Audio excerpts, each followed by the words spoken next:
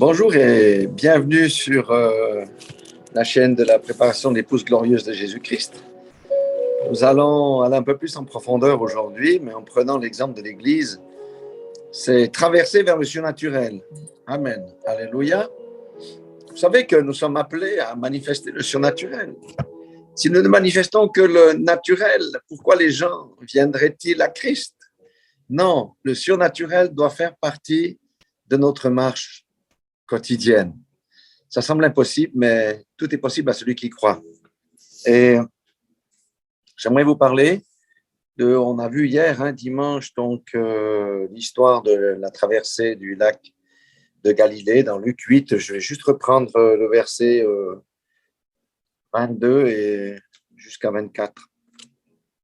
Un jour, Jésus monta dans une barque avec ses disciples et il leur dit, passons de l'autre côté du lac. Remarquez que Jésus n'a pas dit, nous allons couler au milieu du lac. Il a dit, passons de l'autre côté du lac.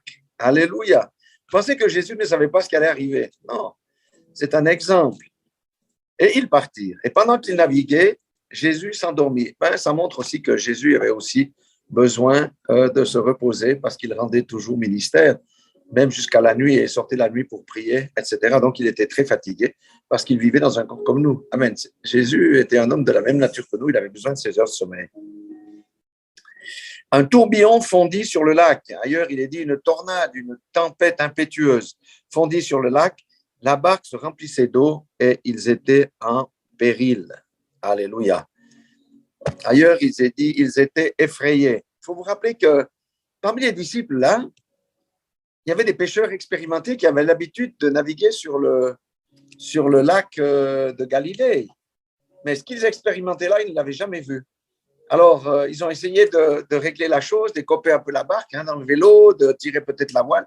Ils ont essayé de faire un certain nombre de choses, mais finalement, comme ils n'arrivaient pas, ils ont foncé réveiller Jésus en disant, Maître, nous périssons. S'étant réveillé, il menaça le vent et les flots qui s'apaisèrent et le calme revint.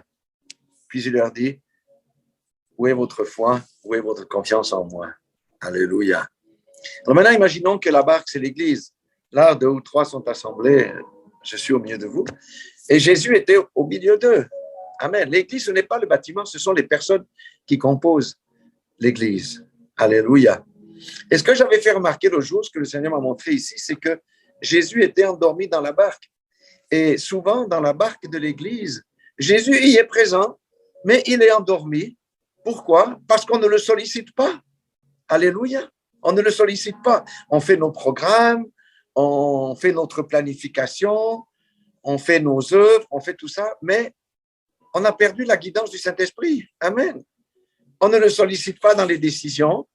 On fait des petits comités, on prend les décisions, et à cause de ça, Jésus reste endormi et la puissance a quitté l'Église. Alléluia. Puisque l'Église ne marche plus de manière surnaturelle, mais de manière charnelle.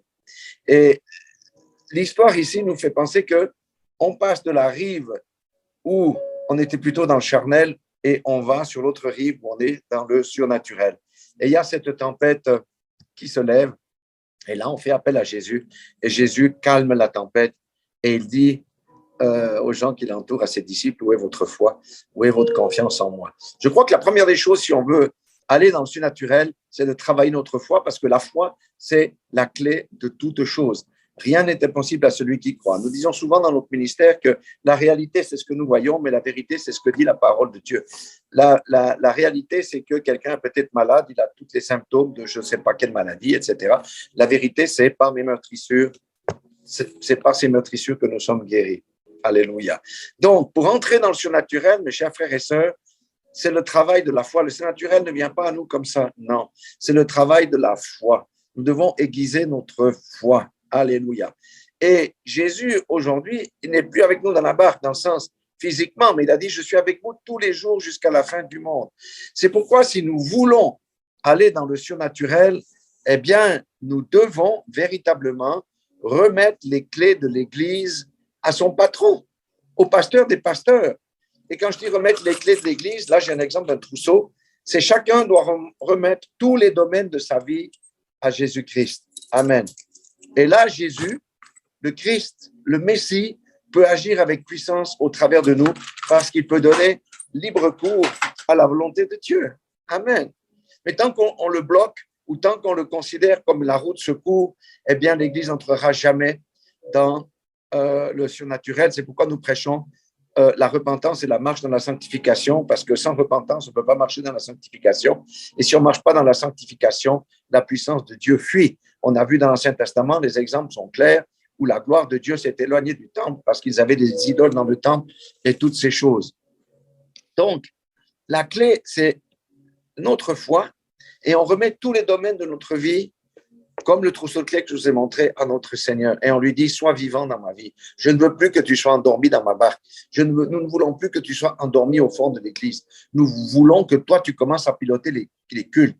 Qu'on arrête de dire c'est 20 minutes pour la louange, 25 minutes pour la prédication, 5 minutes pour la prière. Vous voyez, parce qu'on bloque l'esprit de Dieu là-dedans. Il est temps de revenir à nous laisser conduire. Du reste, les cultes dans la première église, c'était chacun amenait une parole, recevait un cantique. Il y avait la manifestation de tous les dons dans l'Église. Aujourd'hui, tout ça, ça a disparu. C'est parti avec le temps. Donc, nous devons revenir à la base. La clé pour voir Jésus en action, c'est le développement d'une relation personnelle avec lui. Tous les jours, pas uniquement le samedi ou le mercredi ou le dimanche, quand on a des études bibliques. Donc, ça, c'est aussi une des choses. J'ai dit que la foi, c'était la clé. Oui, ben la foi, c'est la clé. Pourquoi? Parce que la foi va combattre ce que nos yeux voient. Amen. Il faut cesser de voir les choses avec les yeux humains, véritablement, et de se laisser conduire par des pensées charnelles. Alléluia. Il faut développer l'adoration aussi personnelle, l'adoration intime avec Jésus tous les jours, tous les jours, tous les jours. Jésus, c'est notre Seigneur, c'est notre Sauveur, c'est celui qui va revenir pour régner sur le monde pendant 1000 ans. Vous vous rendez compte? C'est celui qui va juger les vivants et les morts. Et nous, qu'est-ce qu'on fait? On dit, oui, mais on t'accorde 2 heures le dimanche et puis tout va bien. Non, il faut arrêter de vivre nos vies comme les païens et continuer à chercher les choses du monde. Nous devons manger Christ. Qu'est-ce que ça veut dire manger Christ? Lui, il avait dit, vous devez me manger. Quiconque ne me mange pas et ne boit pas mon sang ne peut être de mes disciples. Ça veut dire quoi? Ce n'est pas du cannibalisme. Manger Christ, c'est manger la parole de Dieu. Alléluia. Boire le sang, c'est quoi? C'est se mettre sous sa protection. C'est croire à la puissance du sang de Jésus-Christ, lorsqu'on chasse les démons, lorsqu'on est dans le combat spirituel, dans ces choses-là. Donc, on doit manger la parole. Et surtout, on doit croire ce qu'elle dit. Parce que souvent, la parole dit des choses qui sont contraires à la vue. Et l'Église marche trop de manière charnelle aujourd'hui. Et nous marchons de manière trop charnelle, il faut le dire. Et il faut que ça cesse parce que nous voulons passer sur l'autre rive. Et la première manifestation du naturel, ça a été d'apaiser la tempête. Laissez-moi vous dire que sans la foi, il n'y a point de miracle. Jésus avait l'autorité. Est-ce qu'il avait peur de la tempête? Non. Lui, il a appliqué ce que lui-même a dit. Si tu vois une montagne, ordonne-lui de se jeter dans la mer et elle va se jeter dans la mer. Amen. C'est par la parole et la foi. Vous voyez, si on n'a pas la foi, on peut proclamer les choses pendant 2 heures. Rien ne va bouger. Mais si nous avons la foi comme un petit grain de sénévé, nous avons la victoire en toutes choses.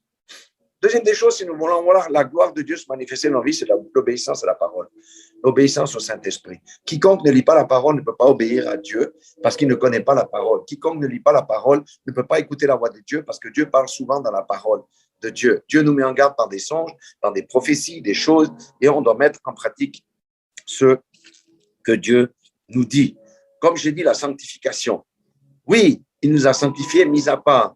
Mais il faut que la sanctification-là se marque au plan pratique. Nous ne sommes plus comme les autres. Nous ne faisons plus partie du monde. Nous ne courons plus après les vaines choses du monde. Alléluia. Et puis, si on veut l'exaucement des prières, pour la guérison pour les malades, par exemple, il faut vivre une vie qui est en ordre. Parce que dans Jean 9, 31, il dit que quoi? Il dit que Dieu n'exauce point les pécheurs. Et vous voyez, c'est la foi qui guérit le malade. Bien sûr, c'est Jésus qui le fait, mais c'est la foi dans le nom de celui qui va opérer la guérison, alléluia, qui va activer la guérison du malade. Et le malade doit confesser aussi ses péchés. Bien que des fois, il est guéri d'abord et il vient à Christ ensuite. Il n'y a pas une règle absolue à ce sujet. Alléluia. Donc, l'obéissance à ses commandements. Et le surnaturel, il est pour notre temps. Pourquoi les églises se vident? Pourquoi les gens ne viennent pas à Christ? Parce qu'il n'y a pas de différence entre le chrétien normal et le collègue qui n'est pas chrétien qui est au bureau. Il n'y a pas de différence à part le fait qu'il va au culte et l'autre se moque, il dit, mais toi tu vas au culte tous les dimanches, moi je préfère aller faire mon sport. Est-ce que ta vie change? Est-ce que tu as eu ta promotion? Est-ce que tu as eu ta guérison? Tu es toujours le même, tu fais toujours les mêmes choses. Pourquoi est-ce que je veux entrer dans une contrainte légaliste pour suivre Christ? Non, nous devons manifester la puissance de Dieu. Et Jésus nous a donné le pouvoir de marcher sur les scorpions, etc. Ce que j'aimerais attirer l'attention aussi, dans le domaine naturel, on ne chasse pas les démons. On a plutôt à fuir le démon, parce qu'on a peur. Hein? D'accord? Mais dans le domaine surnaturel, c'est les démons qui ont peur de nous, parce que Jésus nous a donné l'autorité. D'ailleurs, il est à l'intérieur de nous. Donc, on doit croire que celui qui est à l'intérieur de nous, il est plus fort que celui qui est dans le monde. Amen. Et qu'est-ce qui s'est passé là-bas dans le pays des Géraséniens? Eh bien, il y a un homme qui était possédé de entre 6 000 et 8 500 démons, hein, au nom d'une légion, qui est venu au-devant de lui. Pas pour confronter Jésus, parce qu'il savait que Jésus venait là. Et la lumière chasse les ténèbres. C'était pour faire un deal avec lui. Ne nous tourmente pas avant le temps venu. Alléluia. Et Jésus, qu'est-ce qu'il a fait? L'homme là, c'était terrible la situation. La situation dans laquelle il vivait. Il est dit qu'il était possédé de plusieurs démons. Depuis longtemps, il ne portait point de vêtements. Donc, cet homme vivait nu et avait sa demeure non dans une maison, mais dans les sépulcres. Vivre dans les cimetières, c'est super. Hein? Ayant vu Jésus, il poussa un cri, se jeta à ses pieds et dit d'une voix forte, qu'y a-t-il entre toi et moi, Jésus, fils du Dieu très haut, je t'en supplie, ne me tourmente pas. Car Jésus commandait à l'esprit impur de sortir de lui. On sait aussi que ce type-là, on l'enchaînait, on lui mettait des cordes, il cassait tout, et il se faisait des incisions, le démon le tourmentait, mais il était complètement possédé, donc il ne pouvait plus avoir la force de sortir par lui-même. Et vous voyez, le pays des Gérénasiens, ici, ce n'était pas le pays d'Israël, c'est le pays des gentils. Amen. C'est pour ça qu'ils élevaient les porcs. Du reste, il y a 2000 porcs qui se sont précipités dans la mer ensuite. Alléluia. Donc, ce que je veux dire, la lumière chasse les ténèbres et nous, on doit affronter. On ne doit pas tourner les talons et fuir. On doit affronter la puissance démoniaque. Et pour ça, il faut avoir quoi? Il faut avoir de l'assurance que ma vie est en ordre. Parce que si j'ai une porte ouverte, le démon, là, qu'est-ce qu'il va faire? Il va me tabasser. Alléluia. Et il faut du courage, il faut du zèle et il faut la foi. Je me rappelle qu'une fois, j'étais un soir de novembre dans une ferme perdue au milieu de nulle part en Suisse. Il neigeait, c'était glauque, c'était une atmosphère très noire. J'étais dans une maison qui était, on va dire, hantée. Et ça veut dire que les gens, le couple qui habitait là, ils avaient ouvert tellement de portes en pratiquant l'occultisme qu'il y avait les manifestations occultes dans la maison. Et quand je suis entré, il y avait des améthystes, parce que c'est des gens qui travaillent avec les pierres, il y avait des bougies. Et quand je suis entré, la lumière de la bougie, elle doublait, elle triplait de hauteur quand je suis entré. Si je ne suis pas conscient de qui je suis, je tourne mes talons et je pars. Après, elle me raconte que quand son mari est loin le matin, qu'elle se lève, elle prend la douche, il n'y a personne dans la maison, elle est dans la cabine de douche. Vous savez, on a des cabines de douche là chez nous en Europe, en Suisse. Et il y a le démon, l'esprit qui frappe à la porte en plexiglas et toutes ces choses. Puis le soir, même quand le mari est venu, il m'a dit, ouais, il faudrait aller au Galta. Alors, chez nous, on a des Galtas, on a une trappe, parce qu'on a une dalle en dessus, on a une trappe, on descend l'échelle, on monte. Puis je dis, mais venez avec moi. Il me dit, non, moi, je ne monte pas là-haut. Pourquoi? Qu'est-ce qu'il y a là-haut? Il dit, non, moi, je ne monte pas là-haut. Je dis, donnez-moi une lampe de poche. Je suis monté, et je suis monté dans ce Galta, il n'y avait rien du tout. Pourtant, il y avait une présence démoniaque, parce que certaines soirées, ils entendaient des meubles qui se déplaçaient au Galta. Or, il n'y avait pas de meubles. Donc, qu'est-ce que j'ai dû faire? J'ai dû prier pour nettoyer les lieux, prendre autorité. Amen. C'est ça que Jésus veut que nous retrouvions cette puissance. Mais on devrait l'avoir tous les jours de notre vie. Alléluia. Pas uniquement une fois de temps en temps pour donner un bon témoignage. Parce qu'on oublie, après on est pris dans le tournis de nos affaires quotidiennes. Non, nous devons changer de rive cette année en 2023. Nous devons aller dans la rive du surnaturel. Amen. Et je sais que c'est possible parce qu'avec ma femme, on a déjà expérimenté cela. Nous avons fait taire la pluie, pour prendre des photos. Le soleil est revenu et quand nous sommes remontés là où on devait aller, le ciel s'est refermé, il n'a de nouveau plu. Je pourrais témoigner, je pourrais donner des témoignages. Alléluia, du surnaturel. Comment, quand on est dans une cuisine, il y a un essaim d'abeilles qui entre. Un essaim, pas 10 abeilles, un essaim d'abeilles qui rentre. Et que nous avons chassé comment cet essaim d'abeilles? Au nom de Jésus, parce qu'on savait que c'était la sorcellerie. Alléluia. Donc, nous devons entrer dans cette nouvelle saison du surnaturel. Et la clé, c'est la foi. La clé, c'est notre foi. Nous devons croire ce que la parole de Dieu dit. Il nous a donné l'autorité sur les démons, sur toutes les puissances des ténèbres et sur toutes ces choses-là. Alléluia. Mais ce que nous avons vu là aussi, lorsqu'on change de rive pour aller dans le surnaturel, il y a l'opposition de l'ennemi, il y a la tempête qui s'est levée sur le lac de Galilée. Alléluia. Et Jésus a dit calme. Il a ordonné au vent de se calmer, à la tempête de se calmer. C'est Jésus qui vient en nous, qui fait ça, c'est pas nous. Les sorciers, ils ont d'autres pouvoirs mystiques. Mais nous, c'est Christ qui vit en nous, qui fait ça. Nous sommes juste la bouche. Et nous faisons notre part de prononcer la chose avec foi. Voyez, il faut que Jésus prenne les rênes de l'Église. Aujourd'hui, ce sont les hommes qui conduisent l'Église. C'est vrai, nous voyons que ça ne va pas. Il faut que la puissance de Dieu vienne dans son Église. Il faut que Jésus reprenne les rênes de l'Église. D'ailleurs, dans l'Odyssée, chapitre 3, verset 20, sauf erreur, il dit « Voici, je me tiens à la porte et je frappe ». On a mis Jésus dehors parce qu'on compte sur nos diplômes, on compte sur notre intelligence, sur nos programmes, notre puissance financière et toutes ces choses-là pour faire l'œuvre de Dieu, puis dire à Dieu, voilà ce qu'on a fait de bien pour toi. Le Seigneur dit, mais c'est pas ça que je vous demande. Laissez mon fils travailler, laissez mon fils donner des instructions. Il fait comment ça? Par le Saint-Esprit. Alléluia. Alléluia. C'est ce qu'on doit faire. Alléluia. Donc, lorsque l'homme se confie en lui-même, le diable se joue de lui. Lorsque l'Église se confie en elle-même, le diable se joue d'elle. Il envoie des sorciers parmi elles pour la détruire. Il envoie toutes sortes de choses, les détruire. Les églises sont détruites, elles tournent en rond. On ne voit plus la puissance de Dieu et les gens se détournent. Or, l'Église est moquée aujourd'hui, mais le Seigneur a dit que dans les derniers temps, la gloire de la seconde sera bien supérieure à celle de la première. Ce que nous allons vivre est bien supérieur à ce que les apôtres et les disciples et les 120 ont vécu à la chambre haute. C'est là que nous allons. Mais le Seigneur veut qu'on coopère avec lui. C'est pas vraiment, on doit, je répète, j'aime bien, je suis très visuel, on doit remettre toutes les clés de nos domaines, de notre vie au Seigneur Jésus-Christ. Et nous devons prier ardemment. Seigneur, réveille-toi à l'intérieur de moi. Je ne veux plus que tu sommeilles à l'intérieur de moi. Je veux que tu agisses au travers mes mains, au travers ma bouche, au travers mes yeux pour discerner les choses, au travers mes oreilles pour entendre les choses spirituelles. C'est ça que nous devons faire. Alléluia.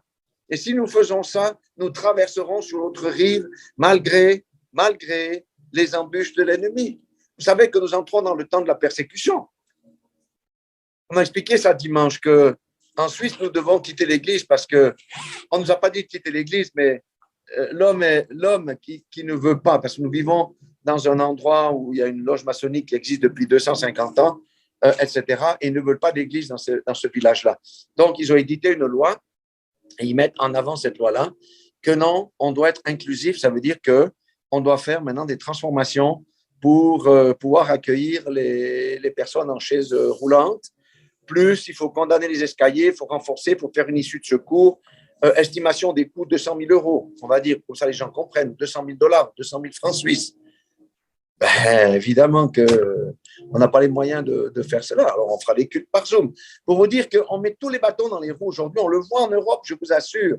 Le temps de la persécution est là. Le temps de se mettre en ordre avec Dieu est là. C'est pourquoi notre message, c'est la repentance et la sanctification. Pourquoi? Pour que nous soyons des vases d'honneur prêts à recevoir l'onction de la pluie de l'arrière-saison qui va descendre sur l'Église. Et des millions vont se convertir parce qu'ils verront que tout ce que le diable leur propose, c'est faux et que la vérité se trouve là. Alléluia. Et le Seigneur va utiliser quiconque, même le plus petit dans l'Église, il va déverser sa puissance dans celui-là.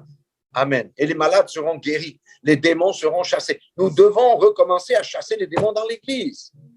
Alléluia. Alléluia. Les démons sont confortablement assis dans l'Église aujourd'hui. Oui, parce qu'on ne les dérange pas avec cet évangile de la douceur, de la sucrerie. Dieu est bon, Dieu est bon, Dieu aime l'homme, Dieu est bon, Dieu est bon. Mais on ne dit pas la vérité que Dieu est le péché. Alléluia.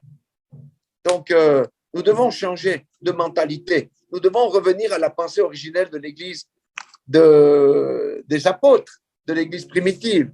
Alléluia. Et c'est ça que nous voyons avec cette histoire ici. Le premier signe miraculeux, là, c'est incroyable. C'est la tempête apaisée. Jésus avait déjà transformé l'eau en vin. On va dire, mais ça, c'est un petit miracle. Quand on voit une tempête qui est en train de balayer un frêle esquif qui menace de couler. Alléluia.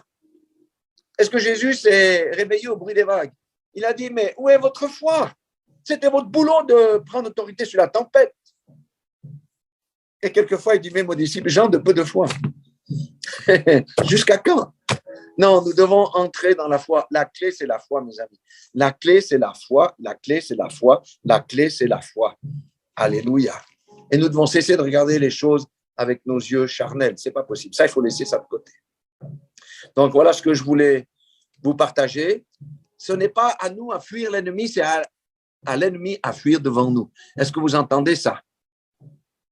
On doit avoir maintenant des combats où nous avons la victoire, où il y a des gens qui sont délivrés par une parole, il y a des gens qui sont guéris par une parole, il y a des gens qui sont transformés par une parole, qui se repentent sincèrement et qui prouvent leur salut, leur véritable conversion, leur véritable nouvelle naissance par des changements intérieurs profonds. Alléluia. Et la première prédication devait être maintenant, non, même pas aux païens, dans les églises. Beaucoup de gens sont assis là, ne sont même pas convertis, même pas nés de nouveau. Non, les temps doivent changer. Alléluia. Et c'est là que le Seigneur nous conduit. Changement de dimension, changement de statut. Donc voilà, c'est quelques paroles d'encouragement que je voulais vous partager. Et rappelez-vous que j'ai dit la clé, c'est la foi, mais aussi la communion personnelle avec notre Seigneur Jésus-Christ, l'adoration intime. Vous pouvez mettre une musique, vous pouvez chanter. Faites-le, notre vie va changer. Voilà, soyez tous bénis dans le nom puissant de Jésus-Christ de Nazareth.